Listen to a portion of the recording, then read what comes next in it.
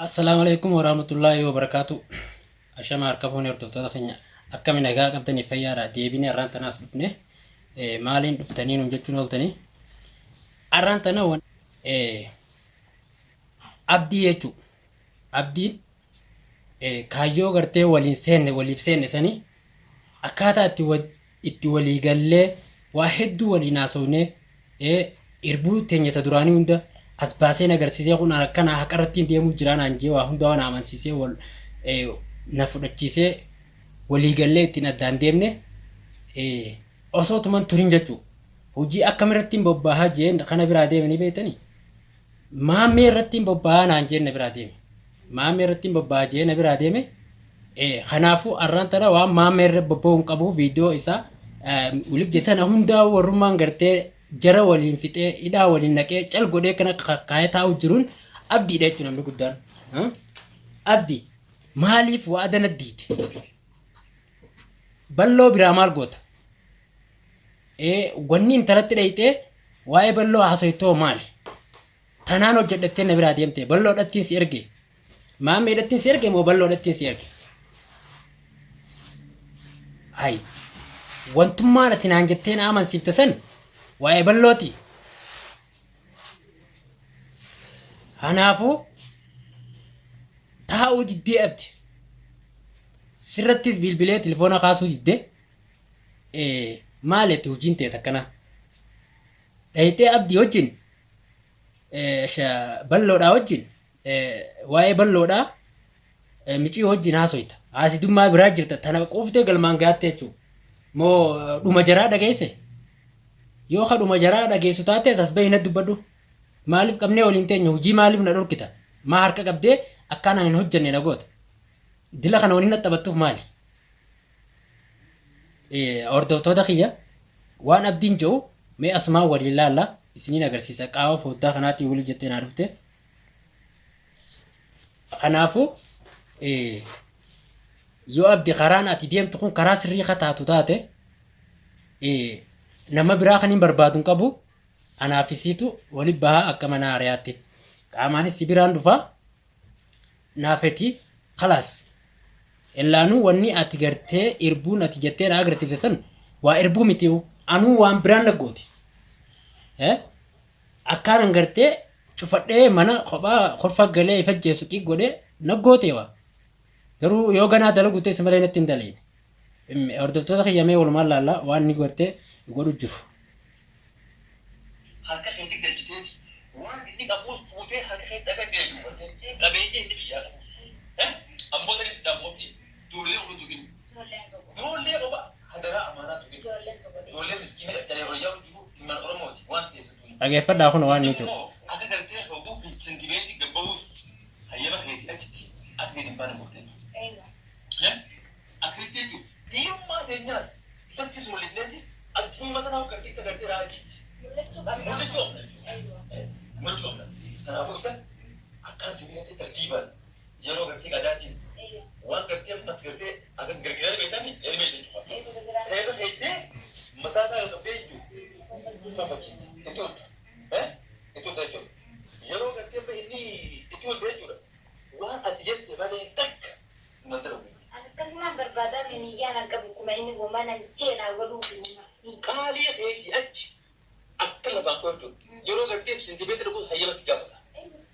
Dirqamni gaafatu qabaa uree. Dadhabameeti dirreera deemee bikka hunda deemee bikka hundaa jechuudha. Uummanni Oromoo kun balloo jedhanii harka ol qabanii jechuudha. Isa kun umma hallayee dabbe jechuudha. Balloo sana booda gartee namni maqaa isa kaasu hin jiru maraataa fi inni tokkicha. Abdii yoom takkaa dalagee miti arra kunoo dalagee jira jechuudha. Atis galatoomi dalagaan ta'e dalagaa bareeduudha arra akka itti sirraa galtee gammachaa jira jechuudha. Namoonni akka keetii galtee bobba'anii akka deemaa jira jechuudha. Akka ajaa'ibatti dalagaa jiran. Ammoo nuti wanni duraanuu irratti xiyyeeffannee teenyu namichuma balloo jedhanii garaa guddoo kana galte. Kana jechuudha. Hayyama. Nuti abdilloo rakkoorra geessuudhaaf fi miti. Hordoftoota kiyya. Kimiyaa furmaatee fi caalaa harka jirtu. Osoo isaan hin miidhinitti nagaan achirraa gabbaasu. Gartee jarri kuni diina isiiti isin ta jawaadee miitee jirtu waan taateef lubbuun jawaadee akka inni dawaa akka isaan dawaa itti godhanitti akka beekanitti khaxaraanaan jechuudha. Lubbuun isaa khaxaraanaan jee khaxarummaa lubbuu isaa sana osoo beekuu hoggaa inni kute jawaadeen hoggaa kute jechuudha. Kimiyaanis ni kutti akkuma yeroo san viidiyoo irratti dubbadhetti deebisee nina irratti as deebi'ee anis na kuchise qabeenya jawaadeedhaa fi obboleettiin isaa irra wal dhabaa turan san fudhachuudhaa fi kaayyoo isaanii nuti lafaraan hubatanii jechuu fedheeti. Nuti balloo irratti hin kaayyeeffanne nuti wanni irra kaayyeeffannee jiru balloodhaa jechaa jira. Naan taane jechuu jechinne jechaa jira. Kanaafuu jechuu abdii wanni nuti waliin mari'anne hojiin teenya sanii miti.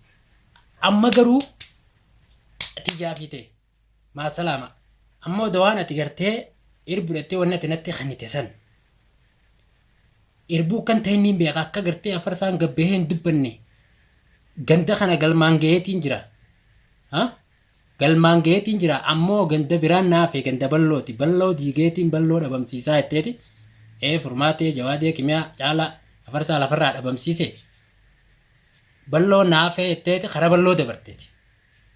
Xumuratteeti hojii kee yoon an jara siitu akkaataa walitti itti naqe beekaa sin baasisiifne abdii anumaa fi sii tokko garuu ammoo anaaf itti akka waliin jirrus ni beekta. An dawaan ta'e waa takka akkanan goone ni hin beeka. Dawaa miti waan feetee waan haa katabde waa takka homaan an gootu. Wannummaan gartee sila gartee abdii isa maqaa dhoofti jira. Jiru. Ganaa si haasawuun dhumtee jirtu khalaas. Ganaa ifuun beekuu nama haasa. Amma dawaa ati akkamitti tartiibatti hojjetami? Tartiibatti hojjeta. Tartiibatti hojjetami.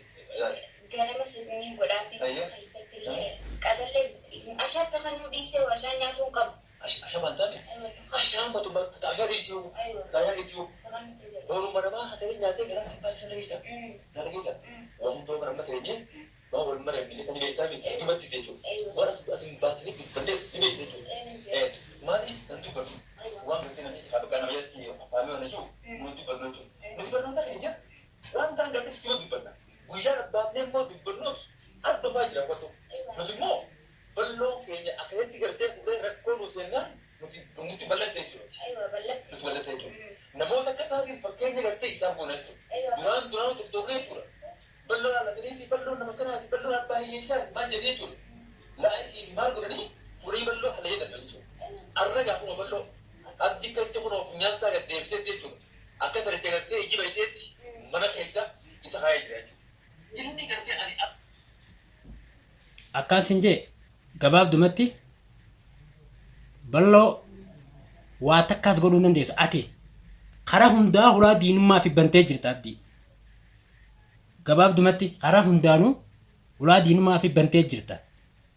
Maaliif jennaan ati xabaqaadha akka dhiiraa tokko dhaabbattee namni namaa wallabuu waan jiru waan takka dalaguunis waan jiru dhuga dalagee ammaan tana garuu ani guddifataadha ilma Oromooti jettee if duba deebitee hayaata kee kana damaruu maaliif barbaade if duba deebitee jara kana akkuma naan jettetti maammee isaan qabdee jawaadeedhaas akka fayyu gootee siirii irraa hiiktee yookaan siirii jawaadee irraa hiikuu barbaadee jawaadeen akka dhabamu barbaaddees gabaabdumatti kallattiidhaan deebitee maammee qabdee fuutee mana isaan jiran nu garsiisuu dadhabbiidhaaf deemtee karaa balloo kuttee jechuudha. Dhibbaa dhibbatti ati kaa'inummaa guddoorra jirta. Anuma kasi amanee waa hundaa osii kannee qabeenya dila kan sirra dhangalaasu jiru kanaatu ifirraa cabe namni hundii fi naguma qaba. Siifi kimiyaanis illaanuu wahuma addaara waliin jirtanii obbolummaa sirra obboleettitiyya sirra natti amani jettee daliila dila sayyaaftee na abdachiiftee ana mana galchitee akkaan isiin barbaanne abdii barbaadu jira jee calgee guduunfadhee mana taa'u jira. Illaan kaayyoon kee kanaati. Way ajaa'ibummaan na qabate.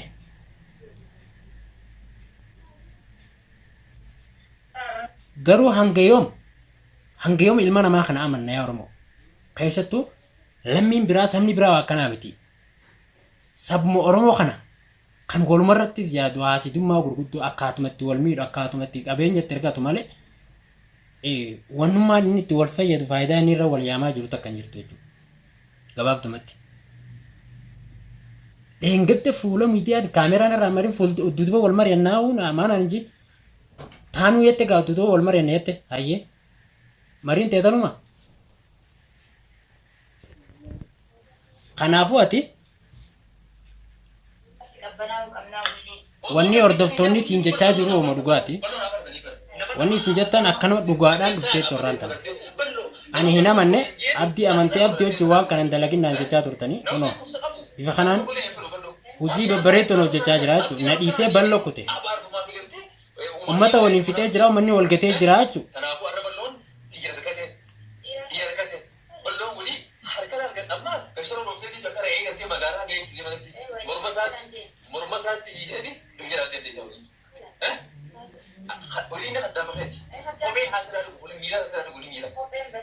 Siidumatti gaabdi. Lafa hunda dachii hunda diina figgoote maali faayidaan ati as keessaa qabdu? Qoy hayyee diinagdeen ati bal'oo irraa qabdu maali? Miidhaan ta'e. Moo isitan jalaa baaftee furuu feeta?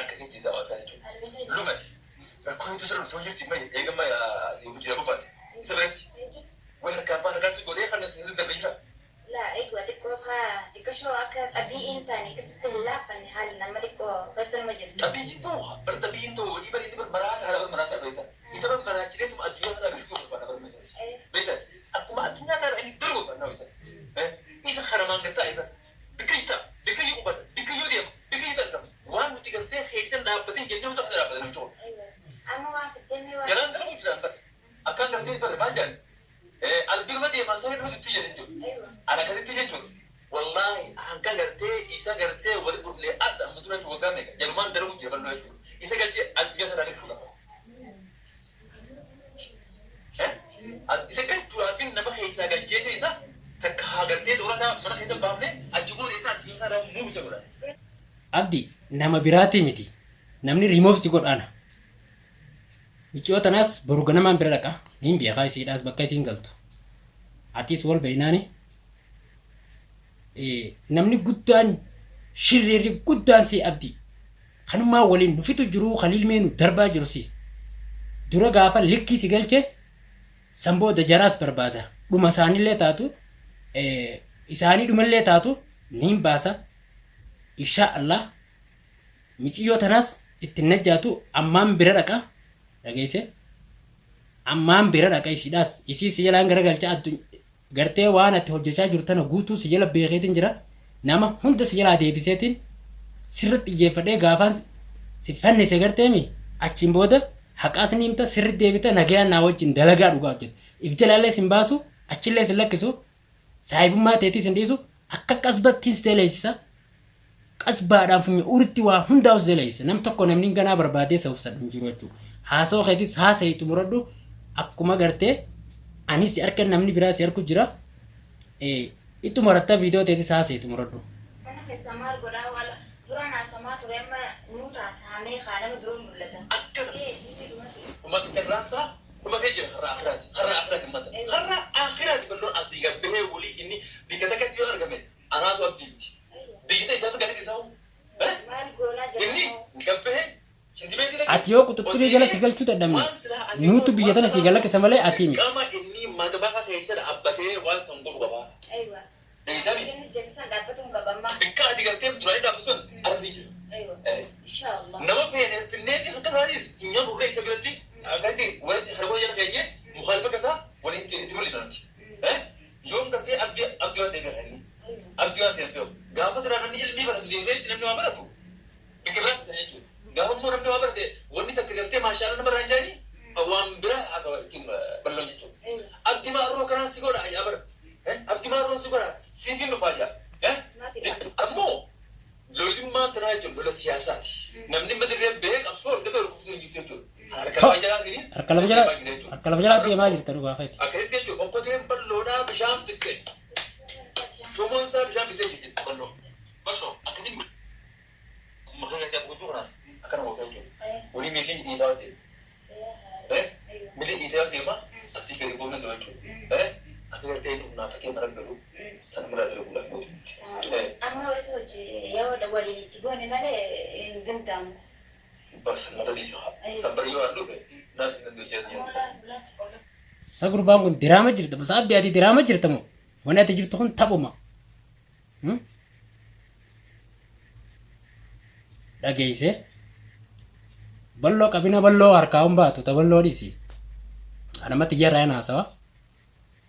Walit dachaana feetu akka feetes ta'ii waanuma itti gartee itti addaan baane niin godhanaan jettee itti na biraa deemte san godhamuu haa baattu. Gaafaan si bira gee bichaa haa taatu dhageesse wal garra quufa wal garra galatoomii baga iccitiin si jalaa baate nageen.